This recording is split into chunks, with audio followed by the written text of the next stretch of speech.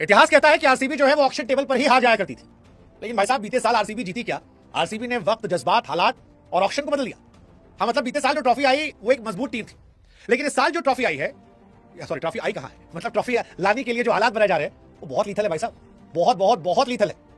मतलब जितनी तारीफ करो उतना कम। देखो पिछले साल भी आरसीबी अच्छा करी थी, एक दो मैच में हेजलवुड जब ब्रेक ले रहे थे वहां थोड़ा सा कमजोर पड़े थे, बट इस बार इन्होंने उसको भी सॉर्ट आउट कर दिया भाई। 2 करोड़ रुपए में जैकब डफी को लिया और ये बहुत तगड़ा बॉलर है। आज सोशल मीडिया पर कुछ लोग हैं जो दिखा रहे हैं कि भाई हैरी ब्रूक ने इसको बहुत ठोका था, बट भाई इसने इंग्लैंड की हवा टाइट कर दी थी उस सीरीज में। और नुआन तुषारा या हेजलवुड अगर कभी बैकअप चाहिए, कमाल का लड़का यार, ऑलरेडी टीम सॉलिड है। मतलब आई बिलीव ये उस कमी को पूरा कर देगा। बैटिंग लाइनअप को देखकर तो मैं कह सकता हूं कि अगर थोड़ी बहुत कमी रह जाएगी तो आरसीबी उसे पूरा कर देगी, क्योंकि इस साल आरसीबी की बैटिंग लाइनअप बहुत बहुत बहुत डेडली है। मतलब जितनी भी टीमें हैं उनमें अगर परफेक्ट बैटिंग 8 में देखूं तो मैं आरसीबी का नाम दे सकता हूं। मैं टॉप पर रेट कर रहा हूं कि बाकी में कागज पे कहीं नाम अच्छे हैं, फॉर्म नहीं है, कहीं फॉर्म अच्छी है, कागज पे तो बड़ा लगता, बट इनके पास वो दोनों है। I mean imagine Virat Kohli, Phil Salt. Virat Kohli जिस तरह की फॉर्म में वापस लौटे हैं वो ऑलरेडी खतरनाक थे। इस साल उनके अंदर भूख फिर से बहुत लौट आई है और वो तबाही है। फिल सॉल्ट यार किसी भी दिन केकेआर ने क्या सोचकर उन्हें छोड़ा था, मैं आज तक समझ नहीं पाया। जिस आदमी ने केकेआर को ऑलमोस्ट फाइनल पहुंचाया, he was the real game changer that year. मतलब क्वालीफायर से पहले ये लड़का गेम चेंजर था, बाद में चले गए थे शायद गुरबाज साल आ गए थे, इसको आपने ड्रॉप कर दिया और इन्होंने बीते साल क्या तबाही मचाई है आरसीबी में वो दिखा सकते। जिस केकेआर को चैंपियन बनाने में क्वालीफायर तक सॉल्ट थे और क्वालीफायर में एक्चुअली वेंकटेश अय्यर थे, वो वेंकटेश अय्यर को भी छोड़ दिया उन्होंने। वेंकटेश अय्यर बुरे खिलाड़ी नहीं थे, कभी बुरे नहीं थे, वो क्लास प्लेयर थे जो प्रेशर में अच्छा खेलते थे। प्रॉब्लम ये था इतना पैसा उन पर डाल दिया गया कि उस पैसे के बोझ तले वो दबके बेचारे फंस गए। और इस साल आप देखना वेंकटेश अय्यर आरसीबी के लिए तबाही मचा देंगे। मुझे लगता है देवदत्त पडिक्कल को शायद बाहर बिठाया जाएगा। मेरे टॉप 3 में तो विराट, फिल सॉल्ट और वेंकटेश अय्यर आएंगे और केकेआर माथा पकड़ के कहेगी कि हमसे बहुत भारी मिस्टेक हो गया, क्योंकि फिल सॉल्ट और वेंकटेश अय्यर दोनों को भेज देना मतलब 7 करोड़ में बिका यार। आप और पैसे लगा देते, केकेआर 10 करोड़ में खरीद लेती, पिछली बार 23 करोड़ में खरीदा था, कुछ सोच के खरीदा था भाई, लड़के में टैलेंट है। इस साल 10 करोड़ में खरीद लेते, बट जाने दिया उन्होंने। फिर 4 नंबर पर पाटीदार वेंकटेश अय्यर की फेवरेट खिलाड़ी है। जब पाटीदार को दुनिया ट्रोल कर रही थी तब वेंकटेश अय्यर ने कहा था कि भाई साहब इस दुनिया में सबसे खूबसूरत बैट्समैन कोई है तो वो है रजत पाटीदार। अब पाटीदार और वेंकटेश अय्यर जो साथ मिलकर मध्य प्रदेश के लिए खेलते हैं वो मिलकर तबाही मचाएंगे। फिर आगे जितेश शर्मा जो इंडियन टीम में खेल रहे हैं। इन सबके बाद सबसे बड़ा खिलाड़ी टिम डेविड, जिसे आप और ऊपर खिला लो 5 नंबर पे, जितेश शर्मा को नीचे डालो।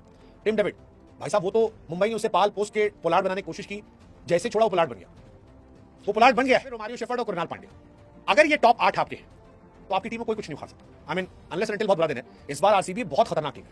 फिर से बार काउंट कर रहा हूं, Virat Kohli Phil Salt open solid, 3 पे वेंकटेश सॉलिड, 4 पे पाटीदार सॉलिड, 5 पे टिम डेविड सुपर सॉलिड, 6 पे रोमारियो शेफर्ड सॉलिड, 7 पे जितेश शर्मा सॉलिड, 8 पे कुणाल पांड्या। 8 नंबर तक बैटिंग, और फिर 9 नंबर पर दयाल, 10 पर भुवनेश्वर, 11 पर हेजलवुड।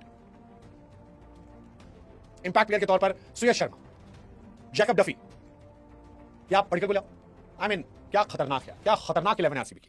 आरसीबी का ये ऑक्शन बहुत जबरदस्त रहा और इसकी जितनी तारीफ की जाए उतना कम है। एंडी फ्लावर ने कमाल कर दिया और आरसीबी क्या वो टीम बनेगी जो इस साल ट्रॉफी फिर उठा सकती है? वेल, मैं आरसीबी को टॉप 4 में डाल रहा हूं। मैं टॉप 4 में आरसीबी को लेकर चल रहा हूं कि बहुत अच्छा ऑक्शन इन्होंने किया है। वेंकटेश अय्यर को 7 करोड़ में खरीदना, 2 विदेशी खिलाड़ी, 6 भारतीय खिलाड़ी खरीदना, 17 पहले रिटेन किए थे और 25 सॉलिड 25। आपके पास स्पिन अच्छे हैं, फास्ट बॉलर अच्छे हैं, अब बस किस्मत चाहिए। अगर किस्मत अच्छी रही तो इस साल भी आरसीबी उखाड़ सकती है। तो मतलब जैकब डफी 2 करोड़ यार, और तुषारा इनका एक बढ़िया बैकअप, और तुषारा भी तो इनके पास है, मैं कैसे भूल गया, कमाल यार। फिर मध्य प्रदेश के मंगेश यादव, अब आप ये समझो मंगेश यादव जो आए हैं वो पाटीदार के खिलाड़ी हैं, पाटीदार और वेंकटेश अय्यर के खिलाड़ी हैं मंगेश यादव। तो अगर उन्हें लेकर आए तो उसका मतलब कुछ कमाल है, जबरदस्त कमाल है, खुद का एक्सपेरिमेंट उनका है।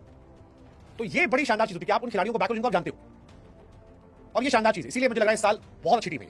मतलब आप टीम देखो, विराट कोहली, भुवनेश्वर, पडिक्कल, बेथल, जितेश, हेजलवुड कह रहा हूं मैं, Kunal, Nuwan Thushara, Salt, Patidar, Rasikh Dar, Romario Shepherd, Suyash Sharma, Swapnil Singh, Tim David, Yash Dayal, Venkatesh Iyer, solid. Defending champion Bengaluru, उन्हें बहुत ज्यादा कुछ ऑक्शन में खरीदी करने की जरूरत नहीं थी।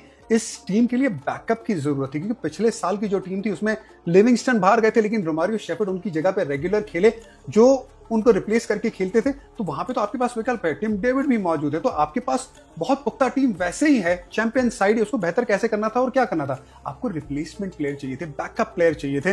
बैकअप प्लेयर में देखिए, अगर आप देखेंगे वेंकटेश अय्यर को लेके आए, लेफ्ट हैंड बल्लेबाज हैं, पाटीदार और ये दोनों सेम टीम से खेले, इनको पता एक दूसरे की रिस्पेक्ट भी है डोमेस्टिक क्रिकेट में और बहुत हाई रिगार्ड्स करते हैं वेंकटेश अय्यर रजत पाटीदार के बारे में। तो एक कप्तान को ना एक प्लेयर पे भरोसा होता है और वो जो रिस्पेक्ट भी है वो भी नजर आती है। तो ऑक्शन में भी वो दिखा था, लेकिन बात इतनी नहीं है सिर्फ लेफ्ट हैंड बल्लेबाज है वेंकटेश अय्यर। पिछले साल हमने देखा था कि क्योंकि देवदत्त पडिक्कल एक ही लेफ्ट हैंड बल्लेबाज थे टॉप ऑर्डर्स में, तो कुणाल पांड्या का इस्तेमाल करते थे रेगुलर ऊपर बल्लेबाजी कराने के लिए। तो यहाँ पे आपके पास एक और लेफ्ट हैंड बल्लेबाज का विकल्प और खासी साथ ही में आईपीएल में अच्छा करने वाला आपको खिलाड़ी मिला है।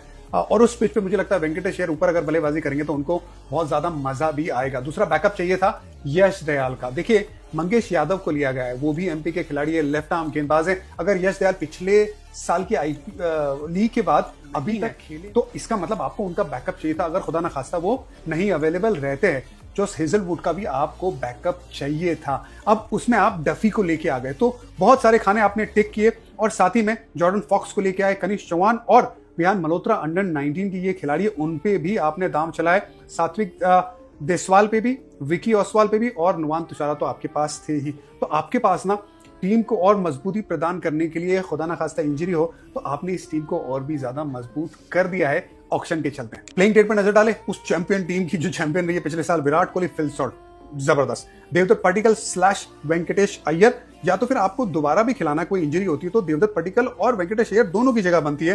फिर आ जाते हैं 4 नंबर पे रजत पाटीदार, 5 नंबर पे क्योंकि कुणाल पंड्या फ्लोटर की तरह इस्तेमाल कर रहे थे उनको, तो कुणाल पंड्या 5, 6 नंबर पे जितेश शर्मा, 7 नंबर पे टिम डेविड, और फिर रोमारियो शेफर्ड आ जाते 8 नंबर पे। टॉप 8 कमाल के वहां पे खिलाड़ी नजर आते, जोस हेजलवुड 9 नंबर पे, 10 नंबर पे भुवनेश्वर कुमार, 11 नंबर आ जाते श्रेयस शर्मा, और 12 नंबर पे यश दयाल अगर अवेलेबल है तो यश दयाल, वरना मंगेश यादव। ये आपके पास कमाल के ऑप्शन है। जो हेजलवुड का भी आपके पास ऑप्शन है, तुषारा का या फिर जेकब डफी का, तो आपके पास प्रॉपर तरीके से ऑप्शन है। क्या एक और स्पिनर ले सकते थे? राशिक का जो ऑप्शन है वो भी है मंगेश से पहले, अगर आपको उनको खिलाना है बतौर फाजल, और अगर वो अच्छी स्विंग करा रहे हैं, बैकअप एंड स्लो रन अच्छा रहा है और पावर प्ले में वो स्विंग करा पा रहा है, तो वो भी आपके पास ऑप्शन है। तो ऑप्शन भतेरे है। ये मजबूत टीम बैकअप के साथ ऐसा लग रहा है कि और ज्यादा सॉलिड करने की कोशिश की है। एक तरफ होंगे आईपीएल के डॉन और सामने बैटिंग का नया गुंडा राज। मतलब एक तरफ होंगे विराट कोहली और एक तरफ अभी अभी ताजा वर्ल्ड कप विनर बने अभिषेक शर्मा और ईशान किशन। किसकी चलेगी, कैसे चलेगी, इस आईपीएल की सबसे बड़ी थीम क्या होगी, ये हम जानेंगे। वर्ल्ड कप खत्म हो गया but the T20 excitement continues. दुनिया की सबसे बड़ी लीग का ओपनिंग मैच खेला जाएगा 28 मार्च को, which is defending champions RCB सामने सनराइजर्स हैदराबाद। 2017 में भी ओपनिंग कॉन्टेस्ट था, तब Sunrisers Hyderabad were the defending champions और आरसीबी 2016 चिन्नस्वामी में अपना पहला टाइटल जीतते रह गई थी, but they now have a title. मतलब इस बार डिफेंडिंग चैंपियंस आरसीबी है, सामने सनराइजर्स हैदराबाद। अगले दिन मुंबई इंडियंस और केकेआर का मैच है। कितने मैचेस आए हैं? अभी शेड्यूल आया है सिर्फ 12 अप्रैल तक का, पहले 20 मैचेस का। लेकिन सारी बात कर लेते हैं हर टीम्स के लिए ये जो 4-4 मैच खेल रहे हैं। What's at stake? Let's begin one tip one end with Jatin Sapru. अब से लेके 28 तक हम लेके आएंगे हर एक टीम का प्रीव्यू। अगर कुछ खास देखना चाहते हो तो फिर अभी ऑर्डर कर दो कमेंट सेक्शन में जाके, कैसे देखना चाहते हो previews. What I was thinking was पूरी टीम्स के स्क्वाड्स देखेंगे, हर डिपार्टमेंट में कौन कौन प्लेयर्स अवेलेबल है वो देखेंगे, पिछले साल और इस साल की स्टोरी लाइन में सबसे बड़ा फर्क क्या है या समानताएं क्या होगी वो देखेंगे, प्लेइंग 12 बनाएंगे, थोड़े बैकअप्स की बात करेंगे एंड क्या चांसेस हैं टीम के इस टूर्नामेंट में उसकी बात करेंगे प्रीव्यूज में। So if you got anything that you want to no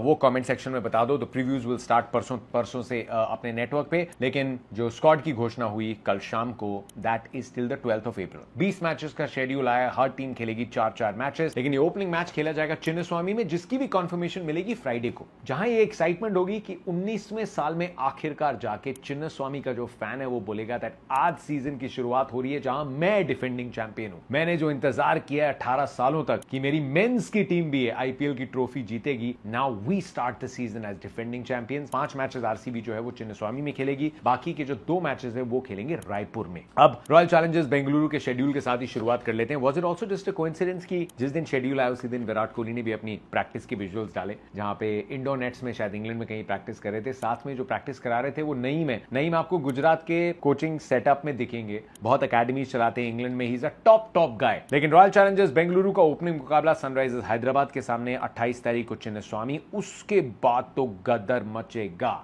8 दिन का ब्रेक है आरसीबी के पास, 8 दिन का ब्रेक है and then they take on CSK. पिछले साल आरसीबी वर्सेस सीएसके जो मैच था, इफ यू रिमेंबर बैंगलोर में, it was 213 play 211। Romario Shepherd ने 13-14 बॉलों में 50 बना दिया था और सिर्फ 2 रन से जीती थी RCB match. So again Virat Kohli and MS Dhoni, will this be one final time? हम पिछले 2-3 सालों से यही बोलते आए हैं, but you know what, this could be the final time. Classic match होगा। उसके बाद 10 अप्रैल को राजस्थान रॉयल्स के साथ खेलने आरसीबी जाएगी Guwahati and then quick turnaround है, क्योंकि उस मैच के बाद बाद आप अगले दिन ट्रैवल करोगे और 12 अप्रैल को आप खेल रहे हो मुंबई इंडियंस से। कहां पे? You're playing at the Wankhede. That will be another epic game. This is RCB's opening 4 matches. Bangalore परेशानी रही है, they usually don't get the result right in Bangalore. क्या वैसी ही शुरुआत होगी या फिर इस सीजन थोड़ी अलग होगी शुरुआत? ये पहले 2 मैचेस की कहानी है and then there is Guwahati and Mumbai. RCB are a very strong team, उनकी बात हम उनके प्रीव्यू में करेंगे, but these are their opening matches, lots of story lines to look out for. लेकिन मुंबई की तरफ चलते हैं। मुंबई और KKR is the game on Sunday. दूसरे दिन एमआई वर्सेस केकेआर, जो भी एक आईपीएल की जबरदस्त ट्रेडिशनल राइवलरी रही है, लेकिन एमआई के पास बहुत बड़ा एक मौका है यहाँ पे। अपना ओपनिंग मैच नहीं जीते लेकिन यहाँ जीत सकते हैं। क्यों? क्योंकि KKR has a lot of issues. Matheesha Pathirana अभी इंजर्ड है, हर्षित राणा इंजर्ड है, that's 2 of your main fast bowlers gone.